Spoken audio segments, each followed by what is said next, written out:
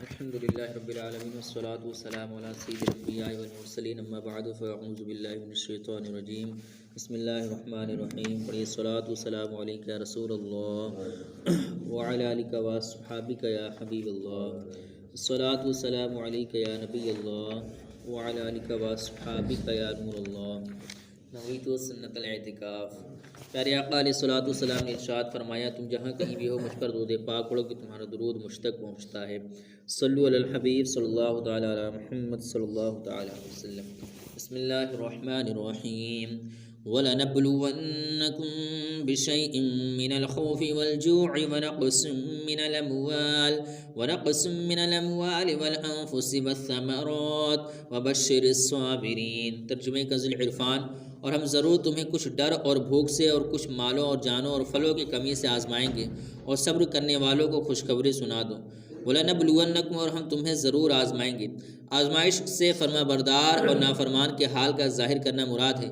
امام شافعی رحمۃ اللہ تعالیٰ علیہ کے بقول خوف سے اللہ تعالیٰ کا ڈر، بھوک سے رمضان کے روزے، مالوں کی کمی سے زکوٰۃ و صدقات دینا، اور جانوں کی کمی سے امراض کے ذریعے اموات ہونا، اور پھلوں کی کمی سے اولاد کی موت مراد ہے، کیونکہ اولاد دل کا پھل ہوتی ہے، جیسا کہ حدیث شریف میں ہے کہ سرکار دو عالم صلی اللہ علیہ وسلم نے ارشاد فرمایا، جب کسی بندے کا بچہ مرتا ہے تو اللہ تعالیٰ فرشتوں سے فرماتا ہے، تم نے میرے بندے کے بچے کی روح قبض کی؟ وہ عرض کرتے ہیں کہ ہاں یا رب عز و جل۔ پھر فرماتا ہے، تم نے اس کے دل کا پھل لے لیا؟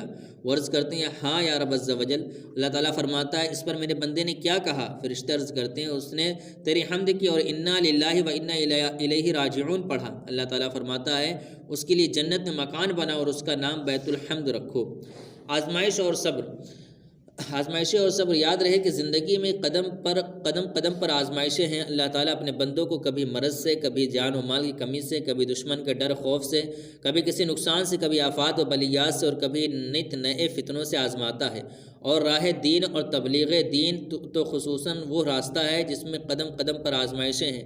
اسی سے فرما بردار اور نافرمان، محبت میں سچے اور محبت کے صرف دعوے کرنے والوں کے درمیان فرق ہو جاتا ہے۔ حضرت نوح علیہ السلام پر اکثر قوم کا ایمان نہ لانا، حضرت ابراہیم علیہ السلام کا آگ میں ڈالا جانا، فرزند کو قربان کرنا، حضرت ایوب علیہ السلام کو بیماری مبتلا کیا جانا، ان کی اولاد اور اموال کو ختم کر دینا، حضرت موسیٰ علیہ السلام کا مصر سے مدین جانا، مصر سے ہجرت کرنا، حضرت عیسیٰ علیہ السلام کا ستایا جانا، اور انبیاء کرام علیہ السلام کا شہید کیا جانا، یہ سب آزمائشوں اور صبر ہی کی مثالیں ہیں، اور ان مقدس ہستیوں کی آزمائشیں اور صبر ہر مسلمان کے لیے ایک نمونے کی حیثیت رکھتی ہیں۔ لہٰذا مسلمان کو چاہیے کہ اسے جب بھی کوئی مصیبت آئے اور وہ کسی تکلیف یا اذیت میں مبتلا ہو تو صبر کرے اور اللہ تعالیٰ کی رضا پر راضی رہے اور بے صبری کا مظاہرہ نہ کرے۔ مفتی امجد علی اعظمی رحمۃ اللہ تعالیٰ فرماتے ہیں، بہت موٹی سی بات ہے جو ہر شخص جانتا ہے کہ کوئی کتنا ہی غافل ہو مگر جب اسے کوئی تکلیف پہنچتی ہے یا وہ کسی مصیبت اور مرض میں مبتلا ہوتا ہے تو کس قدر خدا کو یاد کرتا اور توبہ و استغفار کرتا ہے۔ اور یہ تو بڑے رتبے والوں کی شان ہے کہ وہ تکلیف کا بھی اسی طرح استقبال کرتے ہیں جیسے راحت کا استقبال کرتے ہیں، مگر ہم جیسے کم سے کم اتنا تو کریں کہ جب کوئی مصیبت یا تکلیف آئے تو صبر و استقلال سے کام لیں اور جزا و فضا یعنی رونا پیٹنا کر کے آتے ہوئے ثواب کو ہاتھ سے نہ جانے دیں۔ اور اتنا تو ہر شخص جانتا ہے کہ بے صبری سے آئی ہوئی مصیبت جاتی نہ رہے گی، پھر اس بڑے ثواب جو احادیث میں بیان کیا گیا ہے، اس سے محرومی دوہری مصیبت ہے۔ اور کثیر احادیث میں مسلمان پر مصیبت آنے کا جو ثواب بیان کیا گیا ان میں سے چند احادیث یہ ہیں۔ چنانچہ حضرت ابو ہریرہ رضی اللہ تعالیٰ سے روایت ہے، پیارے آقا علیہ السلام نے ارشاد فرمایا، اللہ تعالیٰ جس کے ساتھ بھلائی کا ارادہ فرماتا ہے تو اسے تکالیف میں مبتلا کرتا ہے۔ حضرت ابو سعید خدری و حضرت ابو ہریرہ رضی اللہ تعالیٰ عنہما سے مروی پیارے آقا علیہ السلام نے ارشاد فرمایا، مسلمان کو جو تکلیف، رنج، ملال اور اذیت و غم پہنچے، یہاں تک کہ اس کے پیر میں کوئی کانٹا بھی چبھے تو اللہ تعالیٰ ان کے سبب اس کے گناہ مٹا دیتا ہے۔ سبحان اللہ۔ حضرت ابو ہریرہ رضی اللہ تعالیٰ سے روایت، رسول اللہ صلی اللہ علیہ وسلم نے ارشاد فرمایا، مسلمان مرد عورت کے جان و مال اور اولاد میں ہمیشہ مصیبت رہتی ہے، یہاں تک کہ وہ اللہ تعالیٰ سے اس حال میں ملتا ہے کہ اس پر کوئی گناہ نہیں ہوتا۔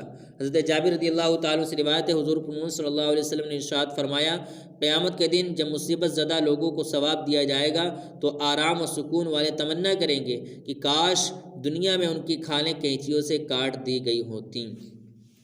الذين إذا أصابتهم مصيبة قالوا إنا لله وإنا إليه راجعون۔ ترجمہ کنزل عرفان کہ جب ان پر کوئی مصیبت آ پڑے تو کہیں ہم اللہ کے مال ہیں اور ہم کو اسی کی طرف پھرنا ہے۔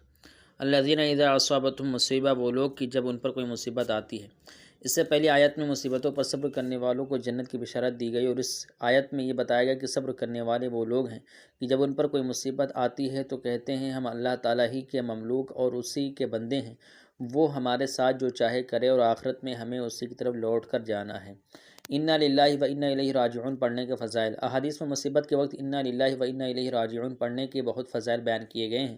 ان میں سے 5 فضائل یہ ہیں۔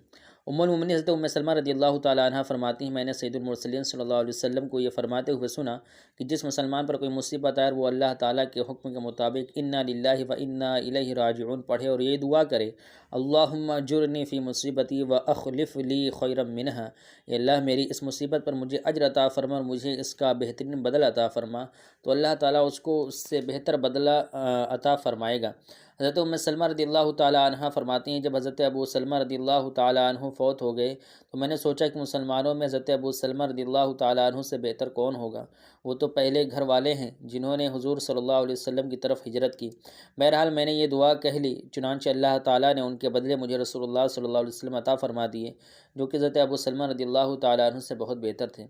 حضرت امام حسین بن علی رضی اللہ تعالیٰ عنہ سے روایت ہے حضور پرنور صلی اللہ علیہ وسلم نے ارشاد فرمایا جس مسلمان مرد یا عورت پر کوئی مصیبت پہنچی اور وہ اسے یاد کر کے انا للہ و انا الیہ راجعون کہے، اگر جب مصیبت کا زمانہ دراز ہو گیا ہو تو اللہ تعالیٰ اس پر نیا ثواب عطا فرماتا ہے اور ویسا ہی ثواب دیتا ہے جیسا اس دن دیا تھا جس دن مصیبت پہنچی تھی۔ ایک مرتبہ نبی اکرم صلی اللہ علیہ وسلم کا چراغ بجھ گیا تو آپ نے انا للہ و انا الیہ راجعون پڑھا۔ عرض کی گئی کیا یہ بھی مصیبت ہے؟ ارشاد فرمایا جی ہاں، اور ہر وہ چیز جو مومن کو اذیت دے وہ اس کے لیے مصیبت ہے اور اس پر اجر ہے۔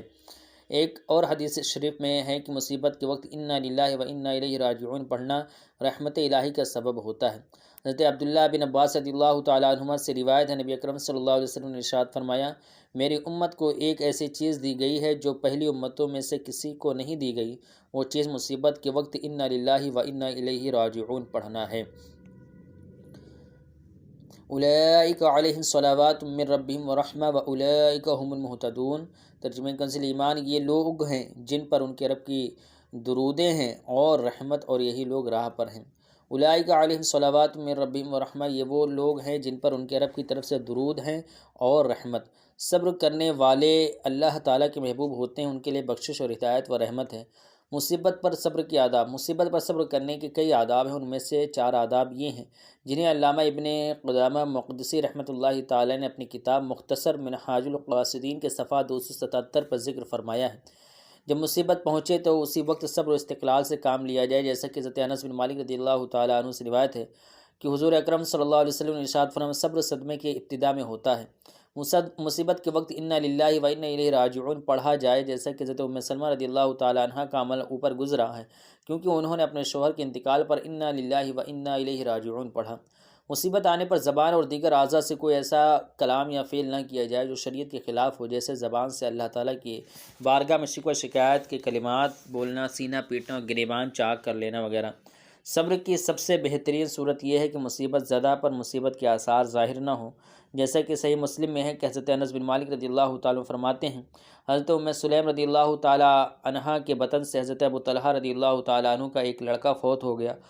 حضرت ام سلیم رضی اللہ تعالیٰ عنہ نے اپنے گھر والوں سے کہا حضرت ابو طلحہ رضی اللہ تعالیٰ عنہ کو ان کے بیٹے کے انتقال کی خبر اس وقت تک نہ دینا جب تک میں خود انہیں نہ بتا دوں۔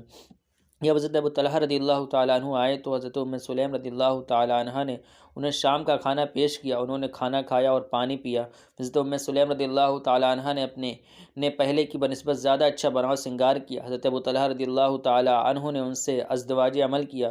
جب حضرت ام سلیم رضی اللہ تعالیٰ عنہ نے دیکھا کہ وہ سیر ہو گئے اور اپنی فطری خواہش بھی پوری کر لی ہے تو پھر انہوں نے کہا اے ابو طلحہ رضی اللہ تعالیٰ عنہ یہ بتائیں کہ اگر کچھ لوگ کسی کو عاریت کے طور پر کوئی چیز دیں پھر وہ اپنی چیز واپس لے لیں تو کیا وہ ان کو منع کر سکتے ہیں؟ حضرت ابو طلحہ رضی اللہ تعالیٰ عنہ نے کہا نہیں۔ حضرت ام سلیم رضی اللہ تعالی عنہ نے کہا تو پھر آپ اپنے بیٹے کے متعلق یہی گمان کر لیں کہ وہ ہمارے پاس اللہ تعالیٰ کی امانت تھا جو اس نے واپس لے لی، یعنی اس کا انتقال ہو چکا ہے۔ حضرت مطرف رحمۃ اللہ تعالیٰ علیہ کا بیٹا فوت ہو گیا۔ لوگوں نے انہیں بڑا خوش و خرم دیکھا تو کہا کہ کیا بات ہے کہ آپ غمزدہ ہونے کے بجائے خوش نظر آ رہے ہیں؟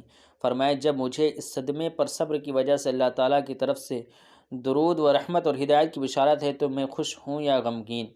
اور امام غزالی رحمۃ اللہ تعالیٰ احیاء العلوم میں فرماتے ہیں حضرت فتح موصلی رحمۃ اللہ تعالیٰ کی زوجہ پھسل گئیں تو ان کا ناخون ٹوٹ گیا، اس پر وہ ہنس پڑی۔ ان سے پوچھا گیا کہ کیا آپ کو درد نہیں ہو رہا؟ انہوں نے فرمایا اس کے ثواب کی لذت نے میرے دل سے درد کی تلخی کو زائل کر دیا ہے۔ صلو علی